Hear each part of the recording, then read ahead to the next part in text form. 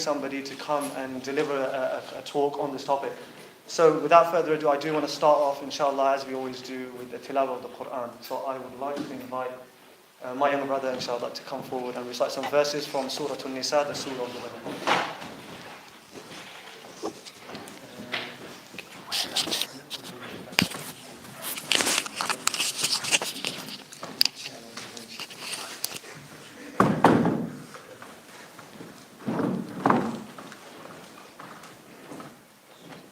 أعوذ بالله من الشيطان الرجيم بسم الله الرحمن الرحيم يا أيها الناس اتقوا ربكم الذي خلقكم من نفس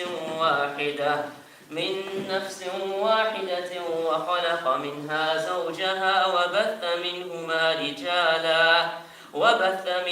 رجالا كثيرا ونساء واتقوا الله الذي تساءلون به والأرحام إن الله كان عليكم رقيبا وآتوا اليتامى أموالهم ولا تتبدلوا الخبيث بالطيب ولا تأكلوا أموالهم إلى أموالكم إنه كان حوبا كبيرا وإن خفتم ألا تقسطوا في اليتامى فانكحوا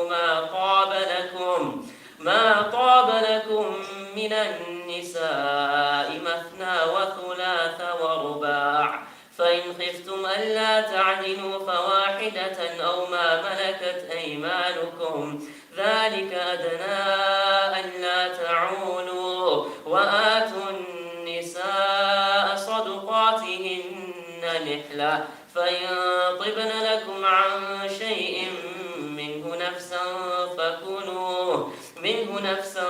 فكلوه هنيئا مريئا ولا تؤتوا السفهاء أموالكم التي جعل الله لكم قياما وارزقوهم فيها واكسوهم وقولوا لهم قولا معروفا.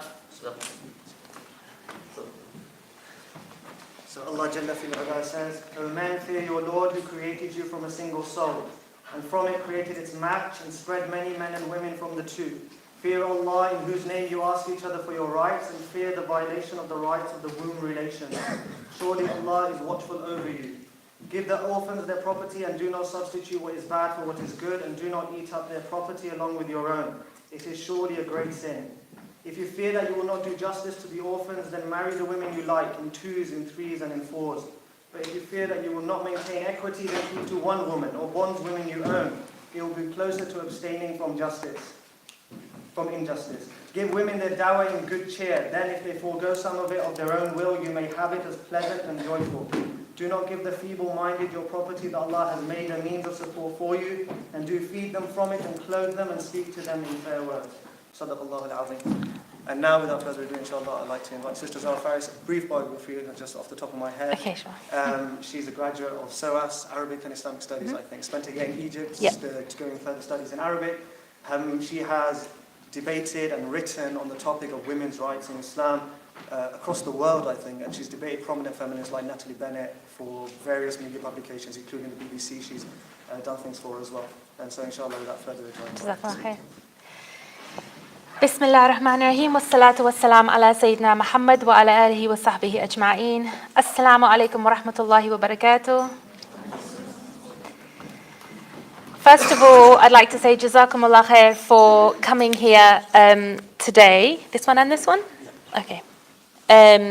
Especially on a Saturday evening, given the weather outside, it's nice to be able to gather with our Muslim brothers and sisters for something that hopefully will benefit everybody here in some way or other, inshallah. So the topic for today, broadly speaking, is feminism and Islam. And obviously this can be discussed in so many different ways.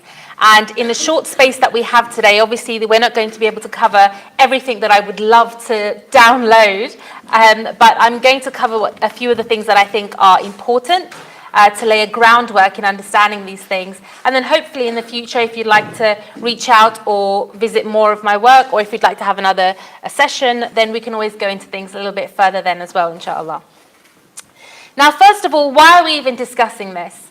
Now, as Muslims, we believe that Islam provides the solutions to all human problems. This is why we are Muslim in the first place.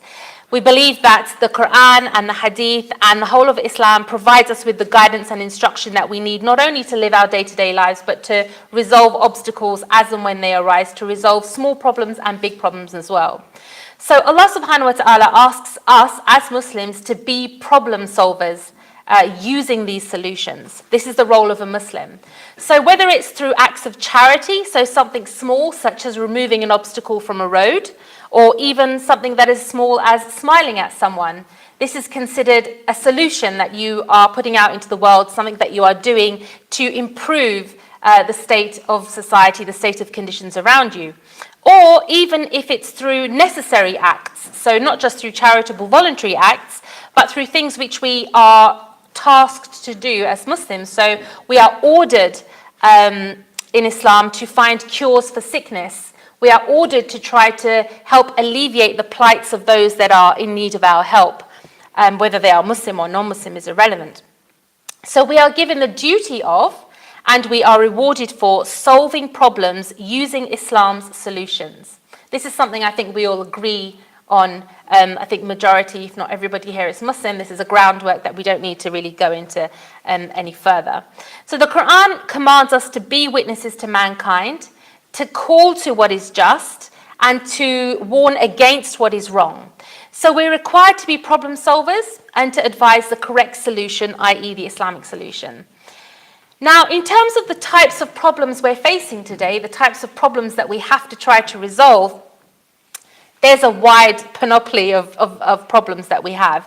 So we have, for example, global poverty, injustice, exploitations of various forms, oppression, violence, neo-slavery, neo-colonialism, pollution, climate change, simultaneous epidemics of starvation and obesity, lack of health care for all, hatred, intolerance. The list is endless. And all of these, in some form or other, involve either the ignorance, the denial, or the exploitation of rights, whether those rights are the rights of creation, or whether those rights are the rights of Allah subhanahu wa ta'ala over us.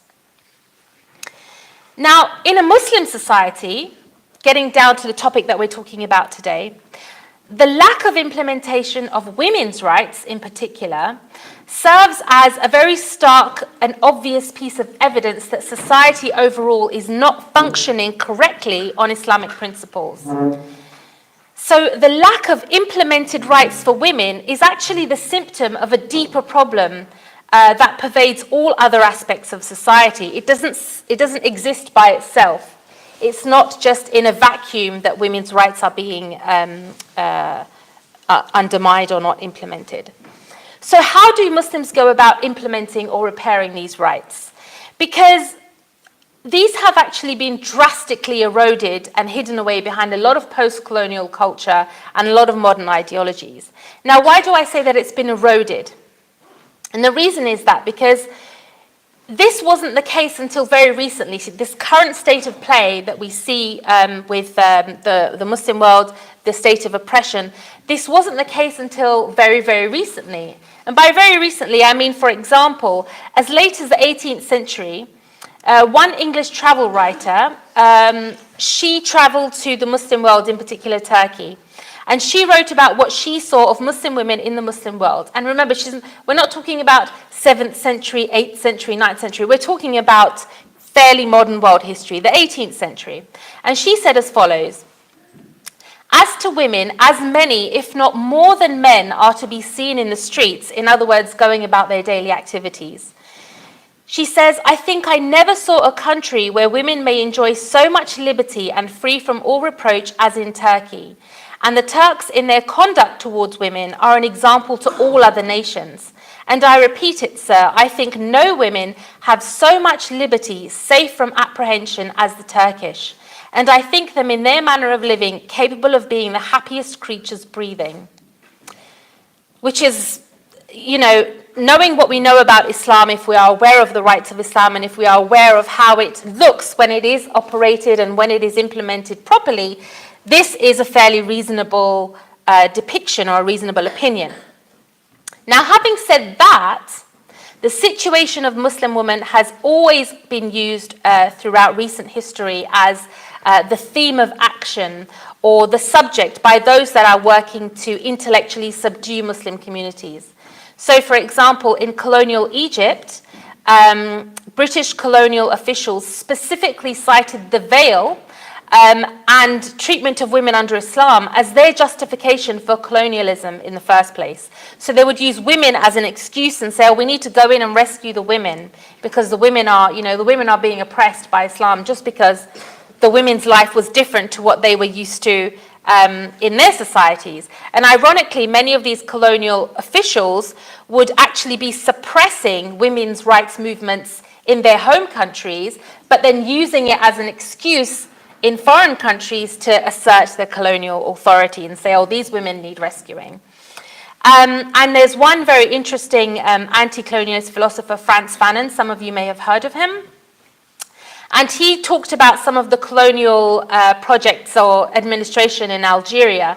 And he said that the political doctrine that some of these colonizers had was that in order to, and I quote Frantz Fanon's description of this, he said that to destroy the structures of Algerian society, to destroy its capacity for resistance, they must first of all conquer the women. They must go and find them behind the veil where they hide themselves.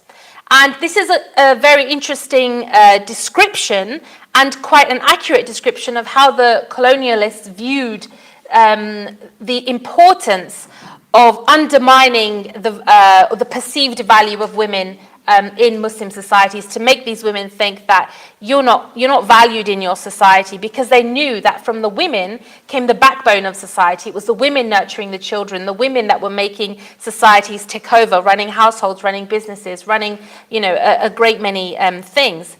And similarly, more recently in the US, the Bush administration also cited the liberation of women as their key interest in the lead up to the Iraq War. So it's very much a common theme to cite rescuing women as an excuse or liberating women as an excuse. This doesn't detract from the fact that there is imbalance and oppression in Muslim countries, and we'll get into more of that detail shortly. But it's to show how it's used against the Muslim community at the same time to undermine their intellectual confidence.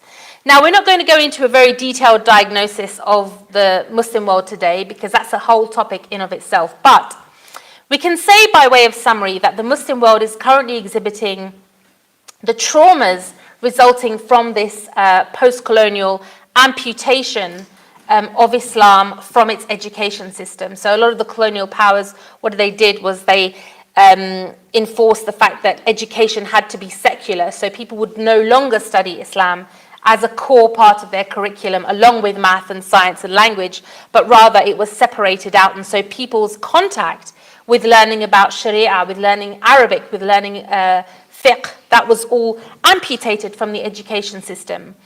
So what this resulted in is a broadly shallow understanding of Islam that was very far removed from the classical, rich, sophisticated understanding of how Islam is to be applied in multitude of scenarios.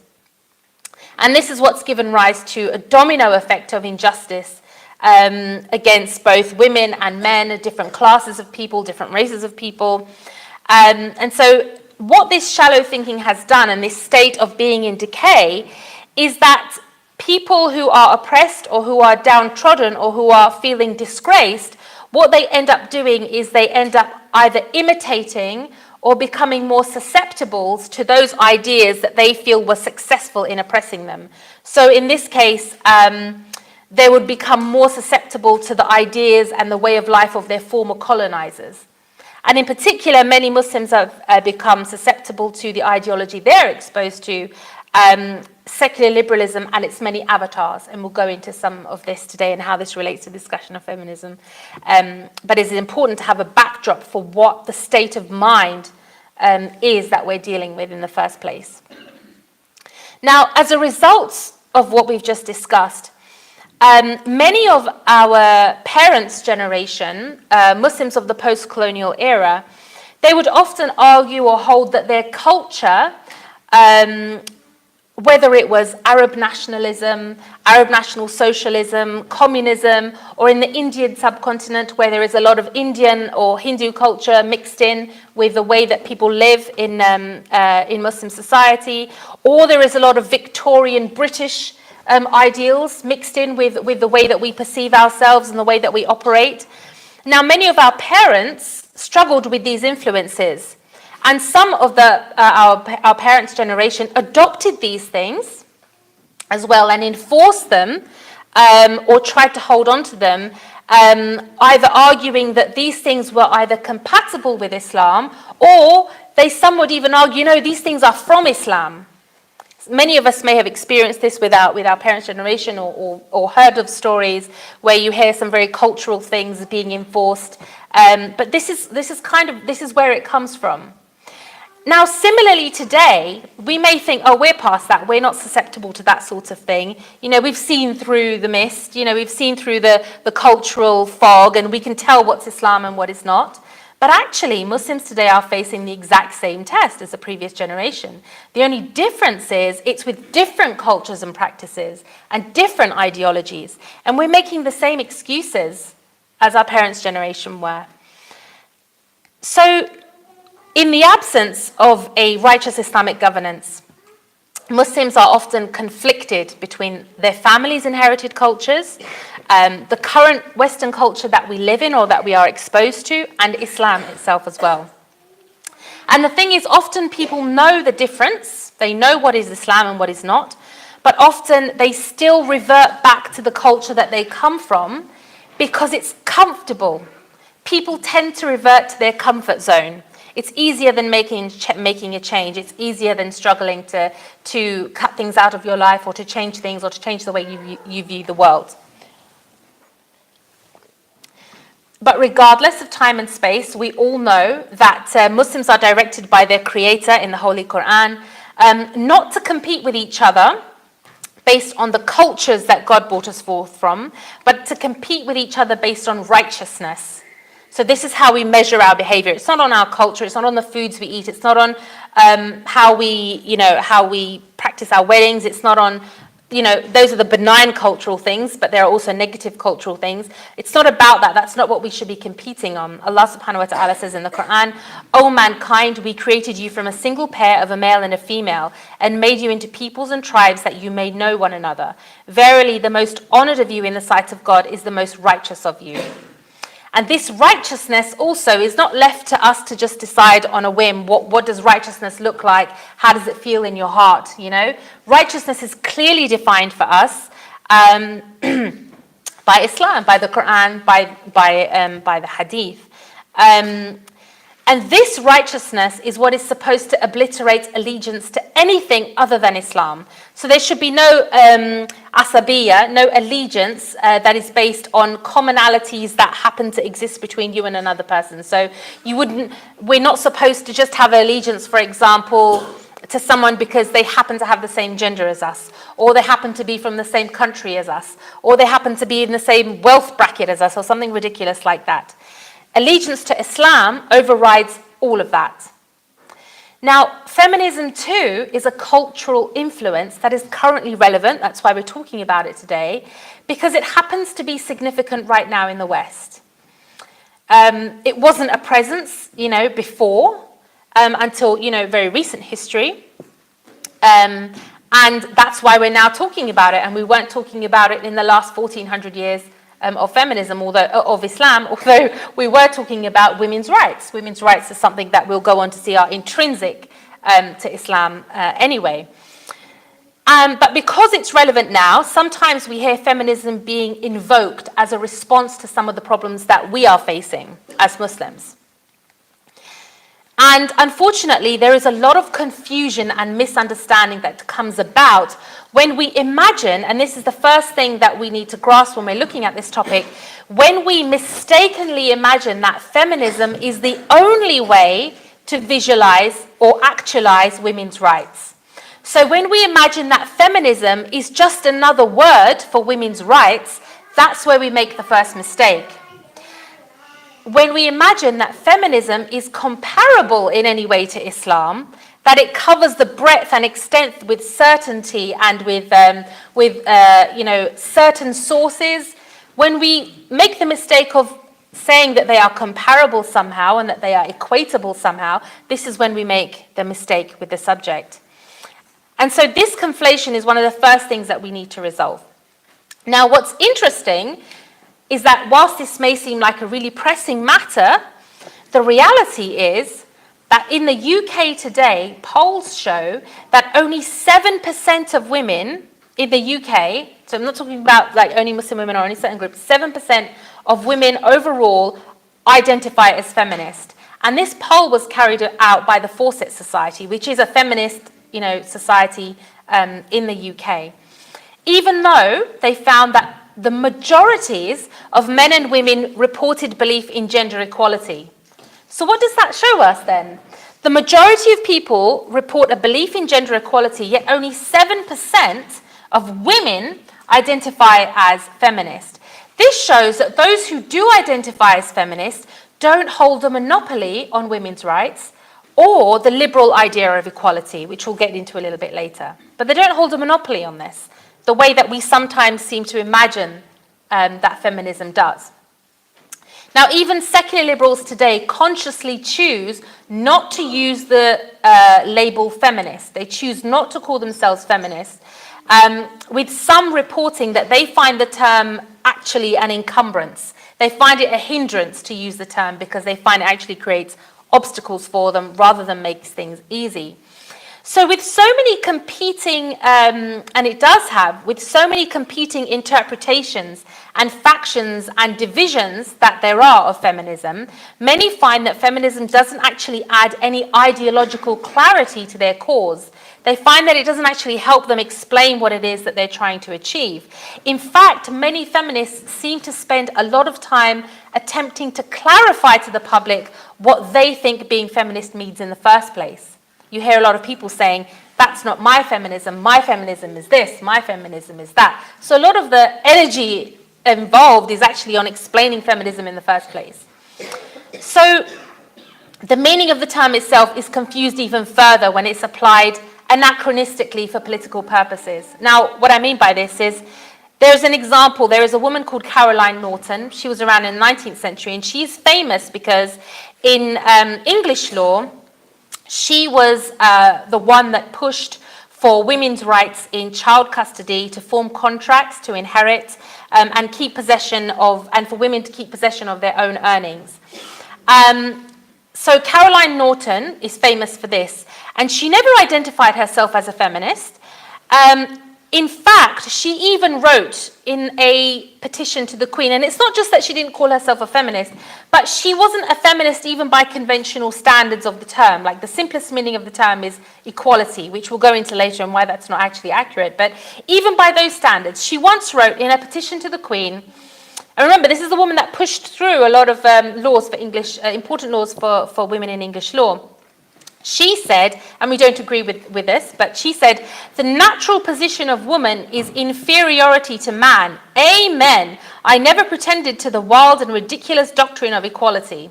She wrote this in a letter to the Queen, and yet today, feminists call her the first feminist legislator. So what does the term mean then? It seems to be applied to anybody that happens to be working in a way that involves women's rights. Now, the reality is that those that identify as feminist are just one group amongst many throughout different cultures, throughout different time periods, whose work involves women's rights. So feminism is just one approach. It doesn't have a monopoly. Another way to conceive this or to perceive this is that feminism is to women's rights what capitalism or communism are to economics. So economics as a subject is about the distribution of resources, and capitalism and communism and even Islam each have their own approach to how resources should be distributed. They each have their own approach to economics. Similarly, feminism is just one approach to the matter of women's rights, and Islam has a different approach to the matter of women's rights.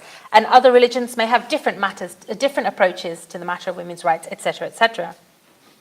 So we need to start seeing feminism in a contained way, because it is a contained thing, but because we live in a society where this is the form of feminism around us, this is why sometimes we conflate it with women's rights altogether, and that's something that we need to stop doing so that we can give space for other approaches, such as Islam, to actually explain what women's rights is through Islam.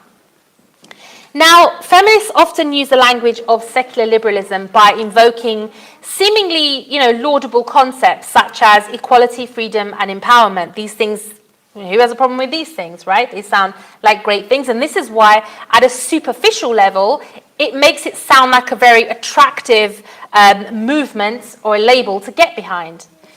But just as feminism shares the language of liberalism, it also unfortunately shares its contradictions.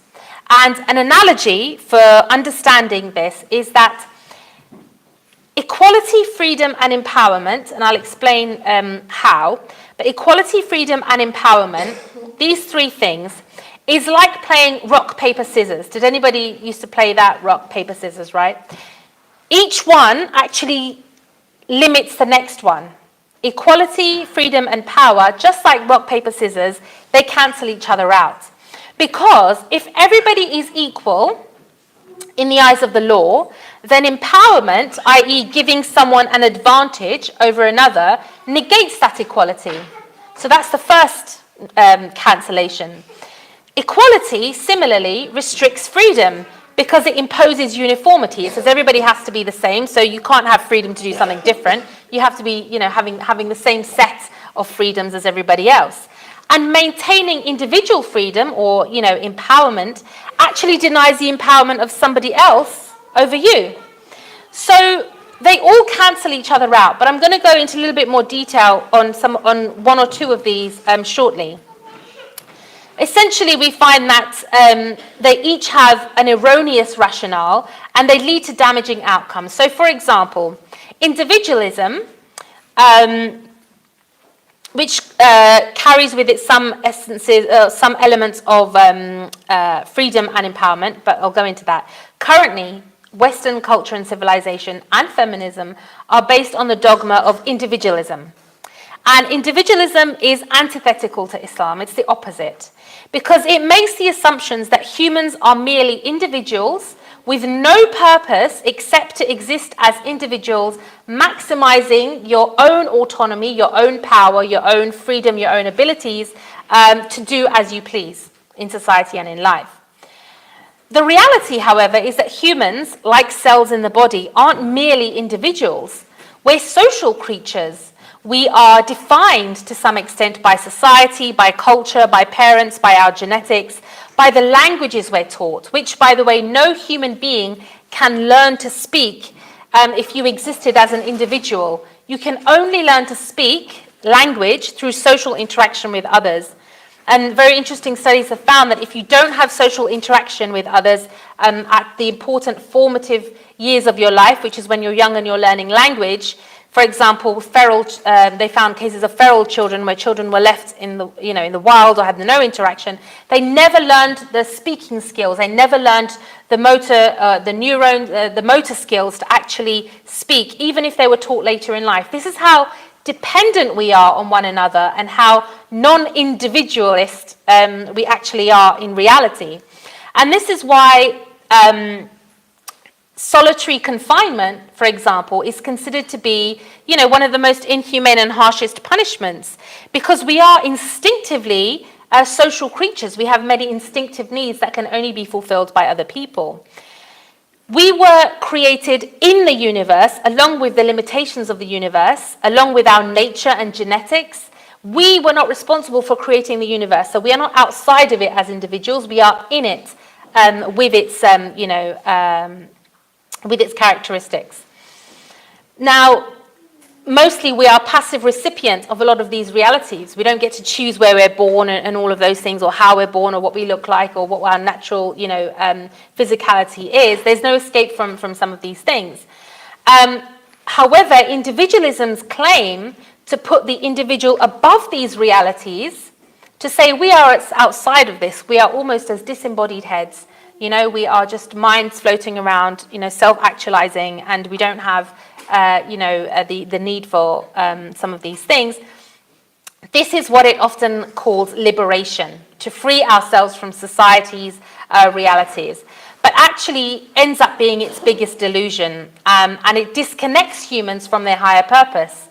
And it leaves people vulnerable to the oppression of whoever happens to be most powerful in society. So when feminism calls on and utilizes individualism, it is having the same impact. Now, one example to explain this is the idea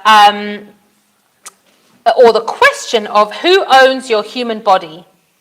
Now, some people may discuss this in their law classes, but I'm talking about on a rational level. Who owns your human body? And one of the key messages that is commonly conveyed to women, either directly or covertly, is that your body is yours, and you can dress it or undress it the way that you like, regardless of the circumstances. Now, this used to only be touted by fashion designers in the good old days, so to speak, but it is now employed and increasingly employed by, Islamophobic politicians that like to insist you are oppressed if you cover your body, but also by many feminists upholding one of the underlying fundamentals of liberal feminism, and therefore theories of how women have the right to dress, which is the idea of ownership over one's body. But how do we answer this question of who owns your body? Now, for secular liberal feminists, the idea that a woman should practice modesty, or the idea that society can influence or be a consideration in how much of your body you decide to reveal or hide, they say that this implies that your body doesn't belong to you, and that you need to reclaim that by doing whatever you like with it. And so there's a term that they use, and I promised that I wouldn't get academic, but this is not academic. I'm going to explain the term, and then you're going to know what it means. So the term that they use, and they've written many essays about this in various feminist journals, is enmeshment or embodiment. And they say that they define this as, they argue that women, unlike men, are perceived as being bodies instead of being perceived as rational beings that happen to have bodies. So they say that men are perceived as rational that happen to have bodies, but women are perceived as just being bodies. There's no rationale there. Women are not perceived as having a conscience or agency. So they call this embodiment, and they say that modesty is one of the, the signs that you are suffering from this enmeshment. Now, how exactly do any of us, men or women, own our own bodies? Because if ownership is control, then neither men nor women own their bodies. We didn't give birth to ourselves. We didn't make ourselves. We didn't decide our natural shape and size. If ownership is maintenance, then we can't actually survive without depending on other bodies looking after us when we're older. We can't survive without trading with other people. So clearly, we don't own our bodies in that sense either. We're not independent of our environment and the need for social interaction for our continued existence and mental well-being. And so Islam recognizes that we, neither men nor women, own our own bodies. And so we don't have the complete right to decide what we do with them. In fact, we are entrusted with them. Our bodies are considered an amana from the Creator, and the body actually has rights over us, and we have rights and duties towards each other with them. Now, the reality is that Islam liberates us from enslavement to causality by making us submit to the ultimate cause. So, whilst feminism makes the female individual the arbiter in working out what is good for women. Islam, on the other hand, makes God the arbiter. This is one of the fundamental differences that cannot be escaped no matter which type of feminism you look at. In Islam, the difference is that God is the arbiter. God makes the male or female the agent of his will, not the decider of his will. So in other words, whilst feminism is self-centric, Islam is God-centric. Now, what about equality? Now, advocates of equality generally claim that bringing about equality in society will increase the availability of resources for people, increase the availability of opportunities for people, particularly to those that were previously discriminated or deprived members of society. So in other words, they claim that increased equality will increase individual autonomy and therefore perhaps the quality of life. Now, whilst the term equality may intuitively resonate with many people, again on a superficial level, the term itself, what's to complain about, we actually find on closer inspection the following problems. And this is not what I'm saying, this is actually what many of its own advocates, its own philosophers have said as well. So people like Joel Feinberg, Isaiah Berlin, Will Kimlicka, they've said that they've admitted that it has no rational basis. And the reason for this is because no two people, regardless of their gender, no two people in the entire universe are identical in either their physicalities, their capabilities, or their tendencies. So how then can equalizing their resources lead to just treatment of them? It's an absurdity and it doesn't make sense. Now, the second problem with it is that it actually leads to absurd consequences in practice. So, for example, men are typically known at the moment to have a shorter life expectancy than women. So women tend to live longer than men do. Now, if you were to apply equality in this sense, equality of resources and opportunities, then what would this mean? This would mean that in the shorter life that men have, we should apportion them more resources and more opportunities to make up for the shortfall that will occur after they die and women continue receiving resources and opportunities. So it results in special treatment in this case. So this is what equality, this is the absurd outcome that this equality brings about. It doesn't make any sense. So this strict adherence to equal material resources, this is what it manifests as. And it has manifested as similar things, not this particular hypothetical, but in other scenarios. Another problem is that it gives rise to moral inequality in practice. So, for example, when you try to level the playing field, between this huge category of men and women, this ignores many differences that exist within those groups. So it ignores the fact that some women are of upper class and some men are of lower class. Some of these people are in minority groups, some of these people are more advantaged, some of these people are more disadvantaged. It ignores all of those variables and simply treats these two groups as very homogeneous, and it ignores the differences the important differences that exist. Another problem is that it can't be applied without contradicting itself. So, for example, the claim is that, everybody is equal, and yet most governments would be considered to be betraying their own citizens if they treated foreigners as equal to their own citizens. So if they gave foreigners the same rights as their own citizens, they would be treated as betraying their own citizens. But aren't all people equal? So here we see that it's not actually applied without contradicting itself in the real world. Another example is all children are equal, they are, and yet parents are not expected to have the same level of responsibility towards other children as they have towards their own. So again, in practice, it can't be applied without contradicting itself. Now, most importantly, and finally, on this point of equality, is that it is actually a misdiagnosis. So the hypothesis behind it is that it's saying that inequality of material resources is the reason for injustice in society in the first place. And in fact, even some feminists realize the absurdity of this when they realize that in meritocratic environments, So in societies where, there was, minimal or what perceived, gender disparities, they found that even in meritocratic environments, women still preferred to work less hours than men, and they still preferred to leave their careers to pursue family life more than men did, even in, all things being equal to the extent humanly possible. So for these reasons, it would be very misguided of us to pursue this liberal conception of equality if we really want to resolve injustice in society, because we see that actually on a whole lot of levels, it is merely a nice sounding platitude that doesn't really work out.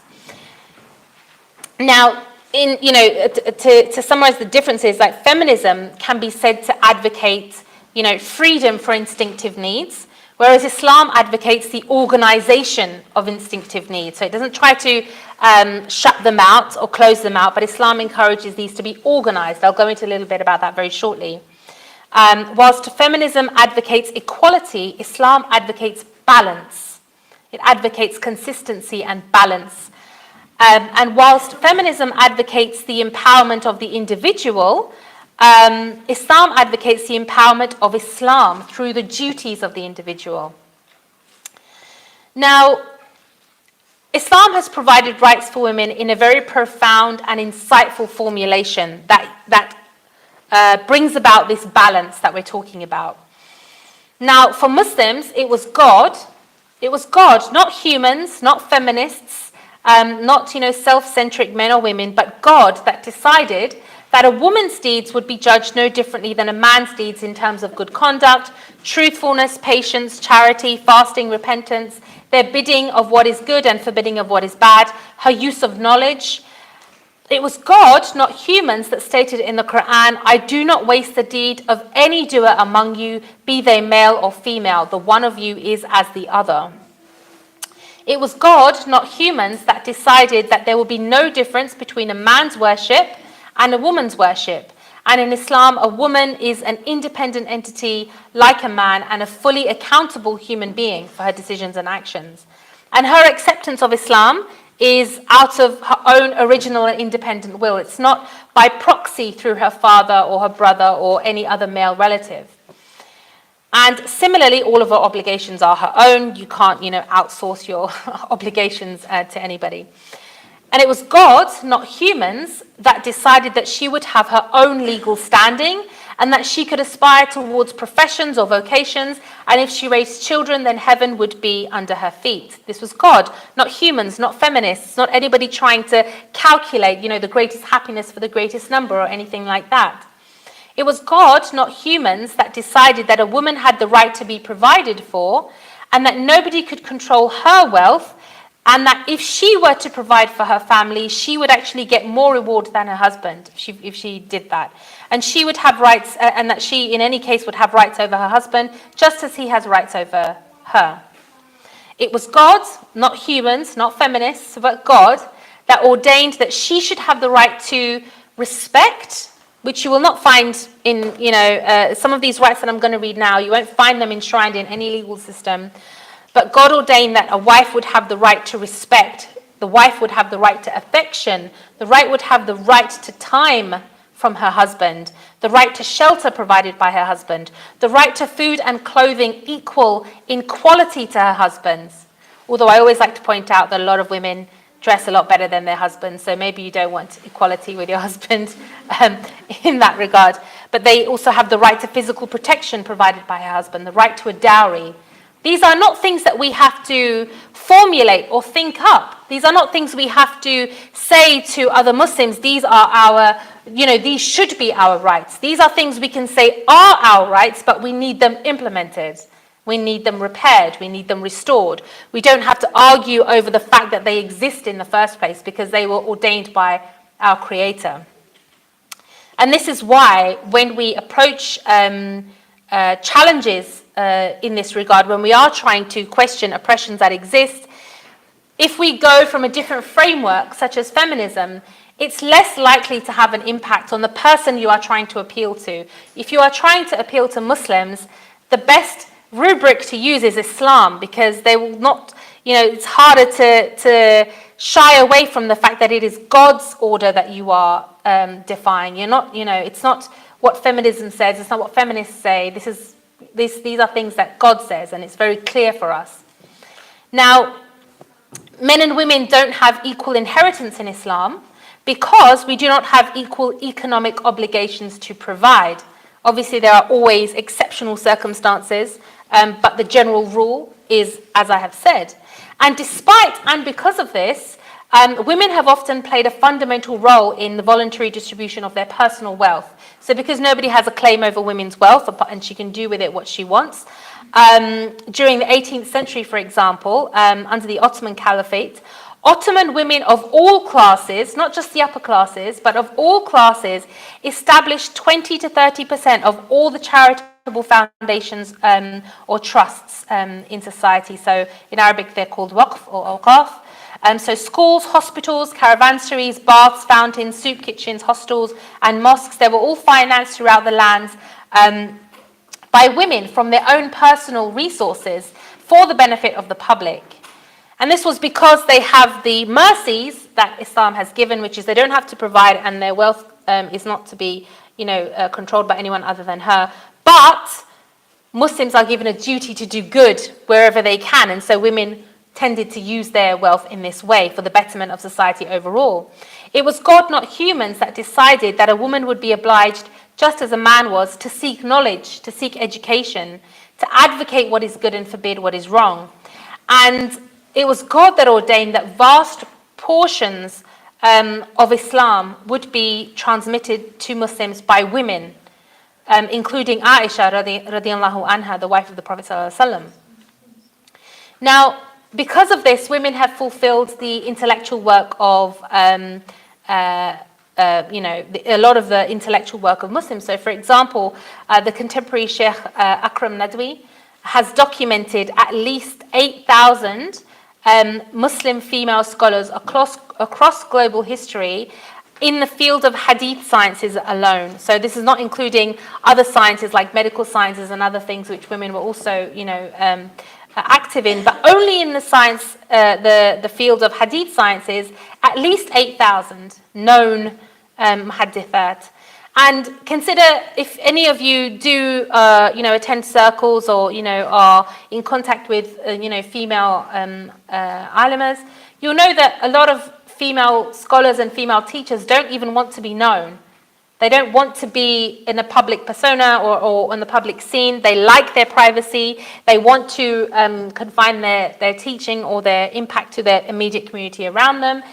And so imagine how many there would have been that are not counted for in this study. Now, because Islam doesn't make a differentiation between, or a discriminatory differentiation between the male and female intellects, both male and female students are reported throughout history to have congregated to learn from these female intellects. And there's even cases where they would be crowding around a female scholar's home, hanging on the walls and waiting for their turn just to, learn something from her. And there are very notable male scholars that are reported to have taken knowledge from female scholars. And I'm sure you will recognize these names, but such scholars include Ibn Taymiyyah, Al-Dhahabi, Imam Shafi'i, Imam Malik, Imam Ahmad ibn Hanbal, Imam Abu Hanifa, and even the Caliph Abdul Malik ibn Marwan. So these are some of the giants of our, Islamic corpus, and they were known to have studied and taken knowledge from female scholars. In the past cities of Central Asia, it's reported that a legal opinion or fatwa would only be issued from a house if it had also the signatures of not only the householder but his daughter, his wife, or his sister. Now, some of you may already be aware of some of these things, but it's also always helpful to have a reminder of the impact that it has on society when things are in balance. And one final reminder on that point is, not only have female scholars played an undeniable role in the history of Islamic, or the development of Islamic law, but Islamic courts in our history were so renowned for guaranteeing justice for women that during the Ottoman Caliphate, when different religious groups had access to their own religious authority, so under the Ottoman Caliphate, the Jewish community had access to their own Jewish courts, the Christian community had access to their own Christian courts, different society had access to their own legal authorities. Even though they had that access, women of other religious communities preferred to have their matters dealt with by the Muslim Qadi in the Islamic courts because they felt that they were more just to their women's needs. Now, whilst God provided rights for women, some of us may know all of the rights, some of us may know some of them, some people may have heard some of these things here and been like, oh, I didn't know that one, or I didn't know that one. Now, whilst God provided rights for women, the rights of any person in Islam are incumbent upon another person fulfilling a duty. So my right to, to live involves other people's duty not to, take me out. So anytime you have a right, it involves someone else's duty. And more pertinent examples are the following. So, for example, for a Muslim woman to manage her own economic affairs, such as some of the examples I've mentioned, and to be provided for, depends on the duty that a male relative has to provide for her. But this becomes a pipe dream in situations of poverty. If there's poverty and work, is, men are struggling to find work, or, if you look sometimes around the streets, if you visit, I see it in Pakistan, sometimes very small boys, like they look like they're around 4 or 5 years old. You think they're going to school, they're not, they're going to work. To earn money for their families back home, including their sisters, In that scenario, the Muslim woman still has a right to be provided for. The male relative, adult relative, not the child, but the male relative has the duty to provide for her. But we must think, if there is a situation of poverty, how can you demand your rights without ensuring that the other person has the ability, or there is the infrastructure there for the other person to fulfill their duty to enable that to happen? And this is why asking for rights in a vacuum without considering these infrastructural realities is kind of a waste of time. It is always worth highlighting the fact that certain injustices are being carried out, but it is naive of us to think that merely focusing on the right is going to change or fulfill those rights. Another example, the right to obtain legal remedies. For example, in the event of a divorce or marital discord, this depends on the duty of those that are in authority to manage people's affairs with justice.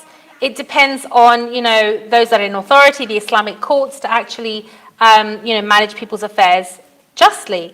But again, this becomes almost impossible if there is a lack of... Is everybody okay? Okay, just chairs. Okay, so the right to obtain legal remedies in the event of a divorce or marital discord, this depends on the duty of those in authority to manage people's affairs justly. But again, this becomes impossible if there is the lack of an Islamic authority, or if there is a lack of suitable courts to hear these complaints. So the right exists, the right is still there, but there is no infrastructure or capability to fulfill that right. And so our attention will need to focus not only on, just the fact that the right is not being fulfilled, but what is missing and what can we do to fill that gap, not only for our own benefit, but for the functioning of society overall. Similarly, the right to go out and seek knowledge depends on the duty of those that have knowledge to actually convey what they've learned. But again, this becomes hazardous or impossible if the streets are filled with violence or war, or there is no safety in the streets, or if people are too busy scraping together a living to even think about enhancing themselves through knowledge. If they're thinking about how to get food on the table for their kids at the end of the day, then the idea of going out to seek knowledge, whilst it is, a duty of everybody to seek in whatever capacity they can, becomes very difficult. And it's for this reason that most men tend to choose work not based on what they enjoy, or based on what inspires them, or based on what they would really love to do, but what actually might make the most money so that they can provide for their families, or even just to get by. And it's often against the grain of corruption and tyranny. So, prior to the Arab Spring and perhaps even continuing, there was a heavy problem of unemployment in the Arab world, particularly in Egypt and Tunisia. And many of the men that kind of triggered some of the, the Arab Spring, they were basically men that were they're really struggling, wanting to provide for their families. They didn't want, to say, oh, I want to become, an archaeologist and, society isn't letting me. They actually just wanted to be able to earn money in a legal and, and a halal way to provide for their families. Now, there is an interconnectedness in Islam between one person's rights, regardless of gender, and the duties of an entire community. There is an interconnectedness between the rich and the poor, the strong and the weak, the teachers and the students. And whenever God has given someone an advantage in society, he's made them all the more accountable and given them all the more responsibility for what they do with that advantage. And those with disadvantage, and everybody is advantaged and disadvantaged in different aspects of their life, but in any aspects in which a person is disadvantaged, you have rights over others. So instead of merely demanding rights, which is what most social justice movements or whatever kind of movements, most identity politic movements are focused on, we should be seeking ways to ensure that each part of society is able to fulfill its duties. And this is how we restore the balance or the mizan, how we balance the scale once again, so that these injustices, these symptoms are no longer occurring. And again, it's not only the rights of women that are being oppressed. As I mentioned, the simple right to be able to work, many men's rights are also being, in the Muslim world, there is a domino effect of oppression in with different people in society. We're just looking at this as one symptom amongst many. Now, you may hear some people call themselves intersectional feminists. So they would say, well, I'm not, that kind of feminist. I don't only focus on gender. I realize that oppression to women occurs when there are economical, social, and political factors as well. Well, all this is an admission that feminism itself is inadequate to deal with some of these problems, and we need a framework that actually is able to analyze the wider problem, is able to analyze the social problems, the economic problems, the political problems as well. And this is what Islam is. The interconnectedness of Islam, if you want to call it, it results in an intersectional approach, means that we don't need any other rubric with which to analyze and diagnose and fix the problems of society, because Islam already takes a holistic approach to providing remedies for these injustices. This is why we see how interconnected things are, and how when one thing is out of balance, it results in an oppression elsewhere.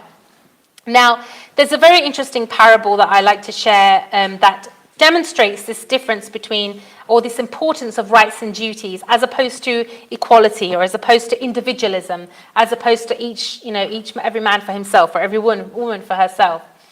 Now, this parable isn't from an Islamic text, but I'm going to share one from Islamic text just after. But this one is very interesting, and it's very depictive.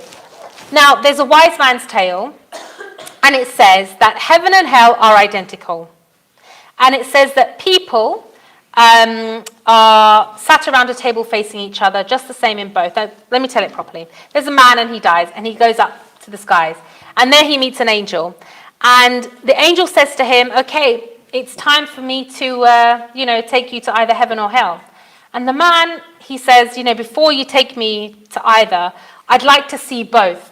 I'd like to see both before I go to wherever I'm ending up. So the angel says, okay, come on, I'll show you. So the angel takes him to these, double doors. And he says, this is hell. And he opens the doors, and, the man is expecting, certain thing, he's expecting fire and brimstone, and the man looks inside, and what he sees surprises him. He sees that there are, it's a long, it's a very, very long, beautiful dining hall. And in this dining hall are lots of tables running up and down. It's full of these, very beautiful, laid out tables. And these tables, you know, like in Harry Potter, or if you've ever been to Cambridge for a meal or something, in Harry Potter, these long tables are decked out with food. And similarly, this is what the man sees. He sees, you know, crispy cuisine, you know, hot, steaming, every kind of food that you could possibly imagine from all over the world, things he hasn't even seen in his real life. And he's like, wait, this is hell? And the angel says, yes. And so the man looks more closely, and he sees that on either side of the table, people are sitting in front of this food, but they all look really miserable. And he looks and he sees that they have these really long chopsticks, and they're all really struggling with these super long chopsticks to pick up food and then reach around and fit it into their mouths, because the chopsticks are just too long. And so they're all suffering, basically, in front of all these beautiful delicacies. They can't enjoy any of it. And so the man, you know, is deeply troubled by this, and he's like, you know, this is really a horrible sight to behold. And he says to the angel, okay, I'd like to see heaven now. So the angel takes him to another room. He opens his identical pair of doors. The man looks inside, and he sees an identical room, exactly the same tables, piled high, fresh with food, drink, cuisine. And he sees people on either side of the tables, laughing, joking, having a good time, talking. And he's like, okay, this makes more sense. And he looks closer and he sees that they also have these really long chopsticks. Now, he looks and he says, how comes they're having a good time and the people in hell are having a bad time? And he sees that in hell, everybody was trying to feed themselves, but in heaven, everybody's picking up the food with their chopsticks, reaching over the table and feeding each other. And so in that way, everybody's needs are being fulfilled, because we're not depending only on ourselves to fulfill our own needs, but we realize that there is a reciprocity between people. There is a need and a dependence on one another. And this is one of the key differences between Islam and many other campaigns for justice, such as, you know, feminism or secular liberal feminism. Now, another parable, and this is from the Hadith, similarly portrays this in a very beautiful way. Now, I'm not going to quote all of it. I'm going to paraphrase parts of it to make it easier for me to explain. But the Prophet ﷺ said that the example of the person abiding by Allah's order and restrictions in comparison to those who violate them is like the example of those people who drew lots for their seats in a boat. Some of them got seats in the upper part and others in the lower. So it's saying that in life, you know, sometimes people get advantages, and so they end up on the upper deck in society. And in some aspects of their life, they are in the lower deck of society. It's not talking about one gender or the other. It's talking about different, or we can understand it to be talking about different characteristics or different aspects of your life.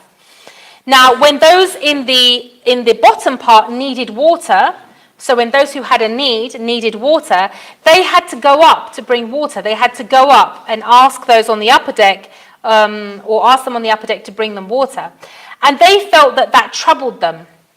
Those in the lower deck, they didn't want to trouble the people on the upper deck. And so they said, let's make a hole in our part of the ship and get water ourselves, and then we won't have to bother them. Now, if the people in the upper deck let those on the lower deck drill holes into the bottom of the boat, then all of the people of the ship would have been destroyed. But if they prevented them, then all parties would be safe.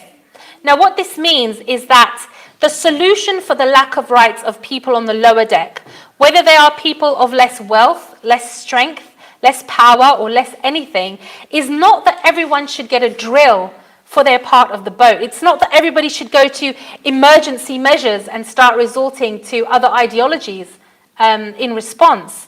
But rather, the solution depends on demanding from the people on the top deck of the boat to fulfill their duty. And it relies on the people on the upper deck of being conscious of that and not allowing things to get to that stage either. And that's where our understanding really needs to focus. That it is not an individualistic struggle just to resolve our own rights, but actually this is a holistic picture. And the reason our rights are important is because they help us all to fulfill our purpose, which is to worship Allah subhanahu wa ta'ala. Now, unlike feminism, Islam doesn't stop at justice for just one gender, but rather tries to seek holistic justice for all. So when we're asked if we should, for example, ally with feminists, we should ask why some Muslims think that calling yourself a Muslim feminist is more expedient. How is that more useful? How does that help us more than if we just called ourselves Muslim, which is a greater da'wah and a greater testament to our love and need for Islam and nothing else. Now, Islam doesn't promise a utopia, of course, nobody is saying that.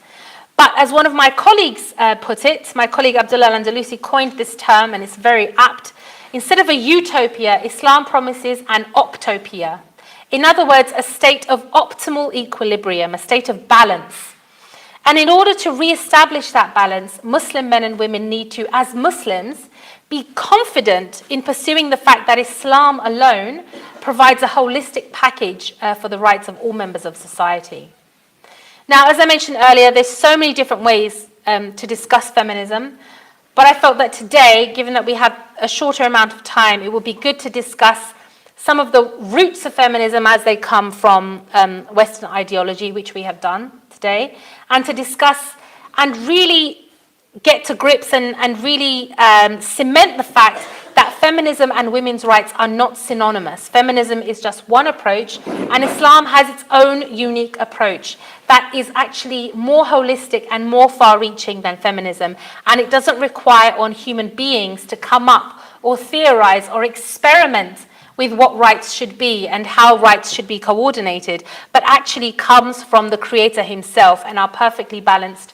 And we all know what those rights are. We all know that they exist, but we need to actually implement them.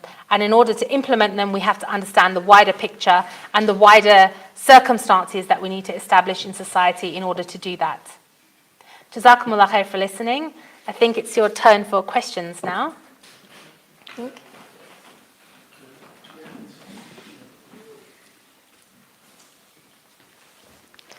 anybody have any questions to get us started? Yes. My question was, do you think it's problematic? So, you used to tell women's rights. Is there, when you say the Islamic concept of women's rights, is there an actual linguistic term that exists? And if not, do you think it's problematic to adopt modes of discourse that has meanings that could conflate with feminism and confuse people? Like, people adopt the term equality, and in the modern context, people take it to mean something else. So discourse is a very important play in how you shape people's ideologies. So do you think is that not a massive problem in how we take things into account, like the world around us, the language we use? Yeah, absolutely. So this is why a lot of the terms we do, correct me if I've misunderstood your question, but a lot of the terms we discussed just now, for example, equality, and how it sounds like a nice, catchy and benign buzzword, but actually when you look at it closely, is deeply problematic and results in, some absurd outcomes, which is what we looked at. And similarly with the term feminism, it carries with it a lot of baggage. And it comes with a lot of, contradictions of its own. Some of them we also looked at. So the language is one of the key things that makes a big impact, not just in what those things mean, but also in how we seek change. So as I mentioned, if we're trying to, for example, reach a Muslim audience, then it is far more impactful and far more effective to use the language of Islam, to use the rights that Islam sets out, and not to use or borrow terms from, for example, this woke culture. If you know what I mean, where these terms kind of mean something very different. They don't necessarily apply, but actually they end up alienating the people that we are trying to get on side. Whereas if you just use Islam as your framework, it is hard for the person, if they are Muslim, to deny what you are saying, providing what you are saying is actually correct and from Islam. And so language is a big part of it. And, Allah subhanahu wa ta'ala, taught Adam alayhi salam the names of things in order to discern them from other things. And this is why it is so important that we understand the power of language, and why conflating feminism with women's rights is one of the key things that I like to ward against. And this is why one of the projects or the books that I'm writing is Women's Rights Without Feminism, to take back the idea that women's rights is just a category. It's like saying maths or economics. You know, it's just a category. And historically, even in English law, when, you know, you had the suffragettes and the suffragists and, you know, Mary Wollstonecraft, many of them, when they were, and especially Mary Wollstonecraft, never mentioned the word feminist, never mentioned the word feminism. But at that time, what they were seeking was legal equality, legal recognition, legal equality. And it was known as women's rights. And, you know, legal recognition for legal rights isn't something you can, you know, really quibble with, because it's, you know, it's solid, it's law.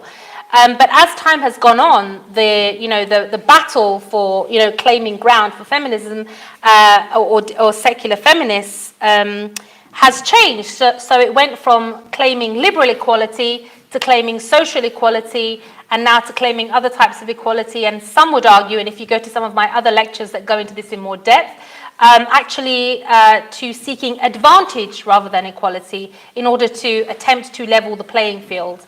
But as we looked at with equality earlier, that doesn't really work. It ends up again in absurdities. So, you know, language has a huge impact, and this is why this is something that we need to be aware of. We can talk about women's rights using the term women's rights. You can talk about oppression and injustice. And related to this is the problem of when people immediately diagnose a situation of injustice as being misogyny or patriarchy or toxic masculinity.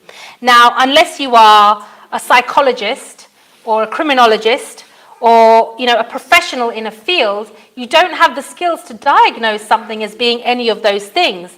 The most we can say as Muslims is that this is an injustice based on our Islamic rights. And that's a far more palatable way to get things across. And it doesn't need to be palatable, but actually that was the wrong word. I don't mean palatable, but what I mean is it's far more accurate to say that something is unjust. And actually you're taking somebody to account more effectively that way than by, you know, misapplied accusations where you can't actually be sure of what the motivation is. All you can say is it's an injustice, so we need to resolve it. So the language that we borrow has a huge impact in how we resolve some of these things.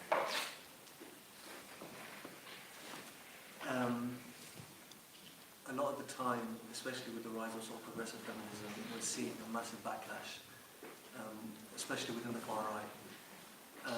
Incel culture, a lot of the shootings that have taken place in America are people who are sort of allied to movements that are the voluntary celibate movement and stuff. And a lot of the time we're seeing Muslim men sort of because they see, and to an extent, rightfully so as well, they see the rise of women to be a threat, because then they lose employment, women into the labour force, men can no longer find work, and things like this.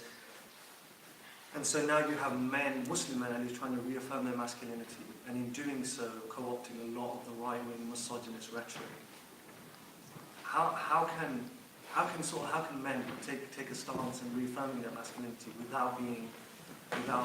how can women help them in that sense, Muslim women, without then falling into that sort of rhetoric where it does become women-hating, which is something that's becoming a lot more, especially on social media. Social media is a horrible place, to be honest. Social media is like the worst depiction of humanity that you could possibly find, particularly on the subject of gender. You see the worst of all views on social media. Even though I'm a public speaker, I don't really log into my social media unless I really have to, because it's actually not very depictive of people's views in real life to that extent. So, of course, there are always people that really live the way that they come across. But for the most part, people who write or come across a certain way, on the internet would never have the guts to be that way in real life. But that's besides the point. The point is that because we have bought into this Hunger Games of gender, we've bought into this gender war ourselves, we've made the mistake of doing that. This is what is resulting in now two extremes. So on one hand, you have some Muslim sisters who are going towards radical forms of feminism or even, secular feminism itself, or using the term feminism erroneously. Simultaneously, just as you have in Western liberal society, you have the rise of, in Western liberal society, you have the rise of groups such as, it's abbreviated MGTOW, MGTOW, but it means men going their own way. And basically, this is not amongst Muslims yet, as far as I'm aware, maybe a little bit, but as a response to feminism, many men are saying, you know what, we don't want anything to do with women. We don't want to get married because when we get divorced, she's going to take us for everything we've got. We don't want any kind of responsibility towards women because society has allowed us to be this way. We can have, no strings relationships because we don't need to because women are so independent now.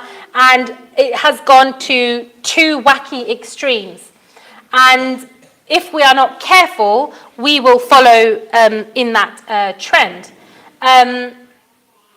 Now, the problem is that balance is gone that I was talking about. And I think either way, when we adopt the language, whether that is as, I hate using these terms, but, what is called like a white knight or something like that, or whether it's going, Muslim feminist to the, there are two extremes that we can avoid, basically. They should have nothing to do with us. We need to mind our own business and not do what other communities have done. And Islam is meant to be different.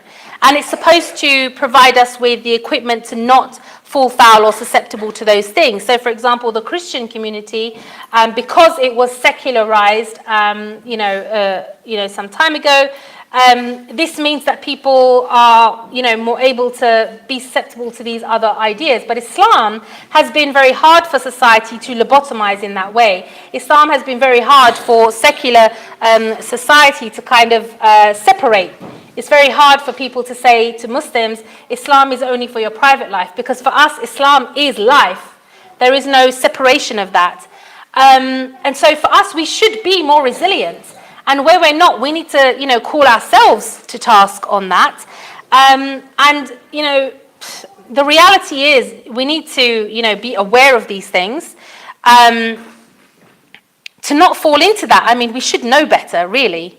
That's the simple answer. We should all, as Muslims, we should know better because we have better guidance. And if we don't, then we need to increase our, our engagement on these issues in a respectful way. But neither side, I think, should be, and I've seen it from both sides, very hostile and very abusive from both sides. It's not just from one to the other. It's not just men to women or just women to men, but it is on both sides. And we need to stop doing that. No matter who we are, we can critique heavily and criticize heavily the ideas without making it personal. And this is the acceptable form of discussion and dialogue in Islam. We should have free rein to ask questions and to criticize the ideas, not the people. But on both sides, we see very hostile language, and it's pushing people further apart. So we need to basically grow up a little bit and remind ourselves that we are Muslim and we have been given something far more honorable than to behave in this way. And just to labor this point a little bit, unfortunately, many of the characteristics that we are taught as children not to do, not to have tantrums, not to be rude, not to misbehave, these are unfortunately the tools now of social justice, warriors. These are the tools of social change now.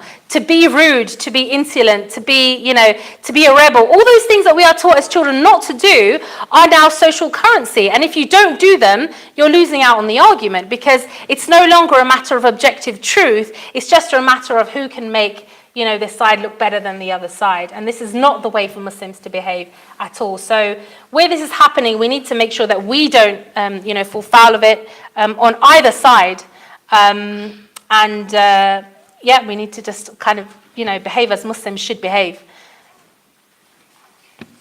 We do have, yes. What would you say is, so because women doesn't know about feminism and can't really relate to the academic aspects of it, how would you say it affects them, and how can they be aware of feminist ideals in them adopting those feminist ideals without being aware of them? Okay.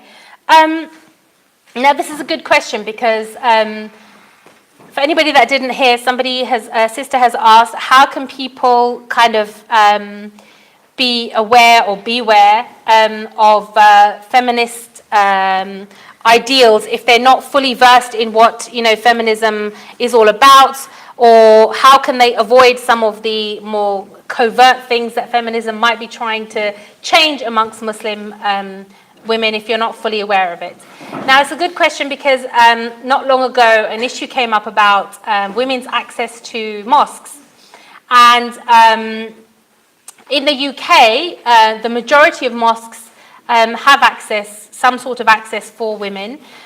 In the US, all mosques have access, or documented to have access for women. The quality and the other aspects of it are a different story, but all mosques in the US had access, and in the UK, the majority did.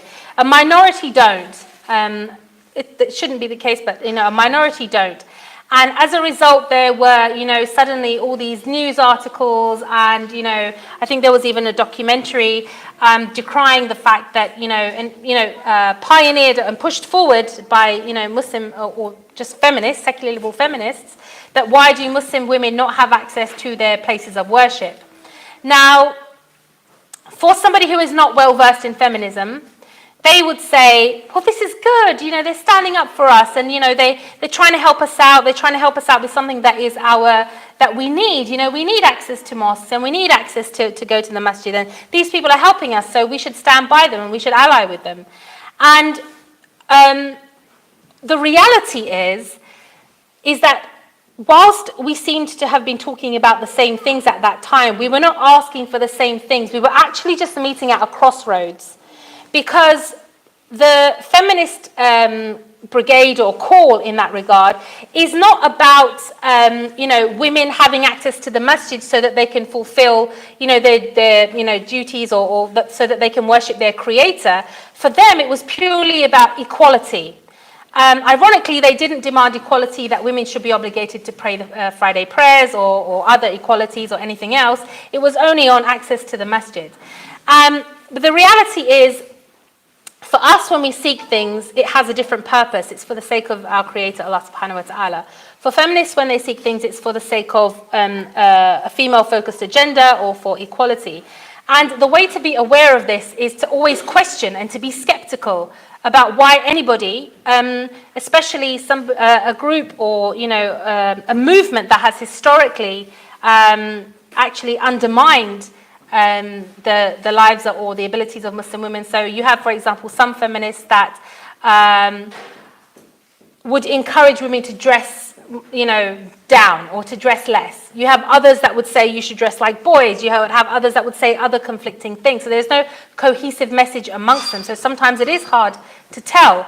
But the best framework, you don't have to be aware of feminism. You only have to be aware of Islam. What does Islam say why we are doing things? What does Islam say about what our rights should be? I don't think anyone in this day and age has a lack of resources to find out about these things. But with the issue of the masjid, for example, it ends up being a trap. And people then end up falling into it and thinking feminism is an ally. But when you go deeper into it, you find out that all these different forms of feminism, particularly Muslim feminism or Islamic feminism, one of the self-admitted goals that they have is to reconcile Islam with secular liberal values. It's not to achieve Muslim women's rights through Islam, but to actually reconcile it with Muslim women's values, with secular liberal values. And this is Muslim feminists themselves saying this.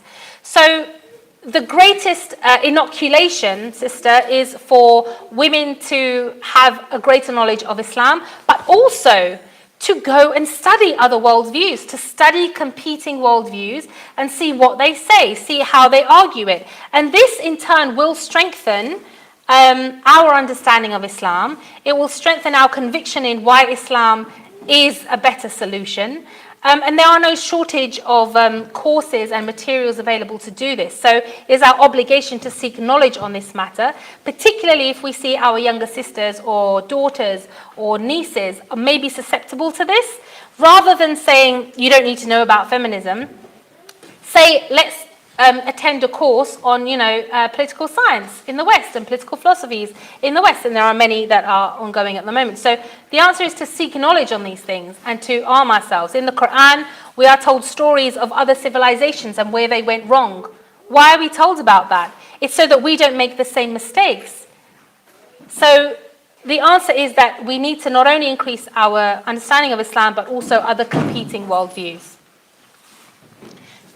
Any other questions on the sisters' side? Any on the... Yes? You mentioned earlier on about, I think it was a meritocratic environment. What is that? So, meritocratic environment, so some countries will seek to the extent possible, equalize the way that, for example, jobs are meted out. So they will have a quota for boardrooms. So it's called meritocratic, but sometimes it involves a quota, ironically, where you have 50% of a boardroom should be women.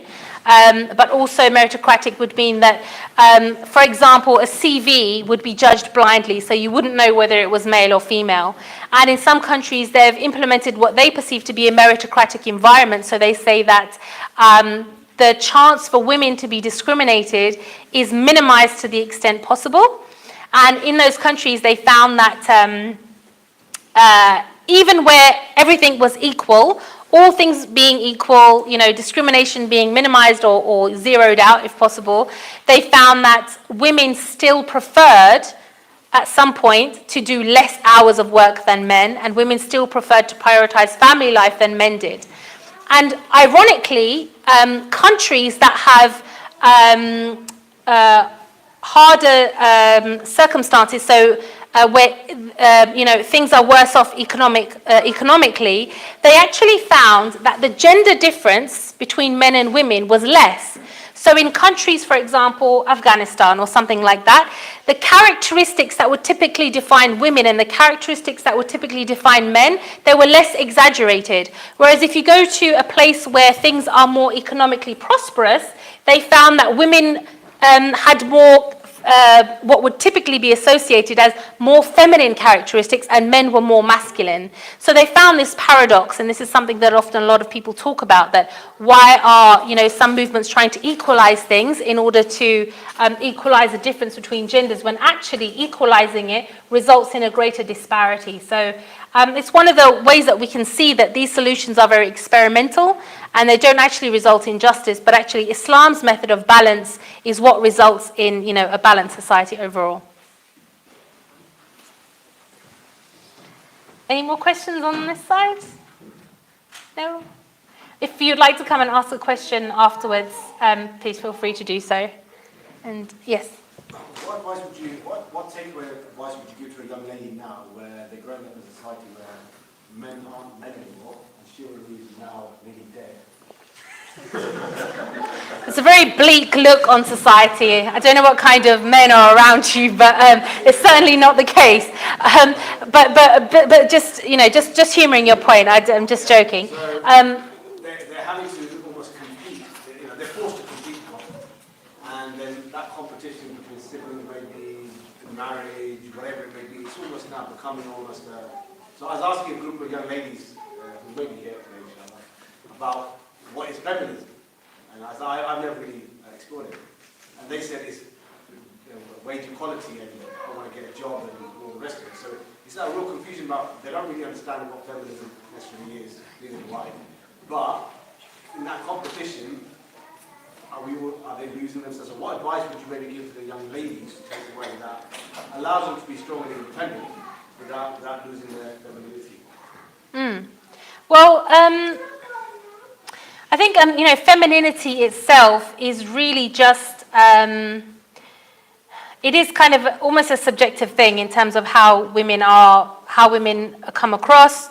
Femininity in of itself, it doesn't really have an impact on on what you choose to do. Now, some people say that if you become a career woman, some people may say, oh, you become less feminine or something like that because you are competing in a man's world, so to speak, and this means that you take on male characteristics or whatever. in reality, when we are out in public life, it's not really, or it shouldn't be for us, about male or female characteristics, but rather professionalism. So when we are out in public life, we should adopt a professional persona, not a male or a female, or we shouldn't have that in mind where I need to act like a man because I'm going down the street, or I need to act like a man because I'm going to talk to a man at work or something. But rather, we need to adopt an approach of professionalism. What is professional conduct outside of the home? And that shouldn't vary for either men or women. And I mean, that really is it. And I can't, stress that more, because we shouldn't stop ourselves from doing things because, we think it might change our femininity or anything like that, because, it doesn't. What is femininity? I think that's a different discussion. It really is taking a professional attitude, and that's the difference between what a Muslim society would aspire to, which is when you go out. The reason we have the hijab is to minimize the nature of our interactions being of an intimate nature. It's to minimize that intimacy, that personal intimacy that you might have with somebody else. It's actually to say, I'm out here in a public capacity, which means a professional capacity, and we don't need to talk about anything other than what I'm, here to talk about or here to do. And it should be the same for brothers as well. Sometimes we come across brothers that, might be very shy or come across a certain way to Muslim women, but then with non-Muslim women, they're very open or very, flamboyant and maybe even, flirtatious, and it doesn't make any sense. As Muslims, we should have professional conduct at all times, regardless of who we are interacting with in a public environment. But as for, the death of chivalry, again, there are always people in all times and places where, some men may be, more chivalrous or may come across as better than other men. Now, in this time period where, as we touched on earlier, because women are saying they want to do more of the work for themselves, they want to work for themselves, they want to provide for themselves, they don't have the need for a man. Men are also saying, okay, well, we can have relationships and things with women, no strings attached, no responsibilities, no obligations. And so that sense of ghira, that sense of responsibility, that sense of pride or honor in being able to take care financially for women is reduced drastically. But again, as Muslims, we should know better. And we shouldn't be falling into those traps. And again, a lot of this is about, again, becoming closer to Islam and to the model of the Prophet ﷺ, and how he lived his life, and to question, whether this is the way that the Prophet ﷺ would behave. I don't know if that helps to answer your question a little bit. Yes. In answer to that question, men and women should both demonstrate qualities of femininity and masculinity depending on the situation that you're in. Women do not need to be feminine in certain situations. So yeah, so exactly. So like in public life, there is no need for the emphasis on either the masculine or the feminine. It's merely like a professional persona that we have, in public life. Okay. We'll have a private session with you now. Yeah. Shall we do? Okay. So just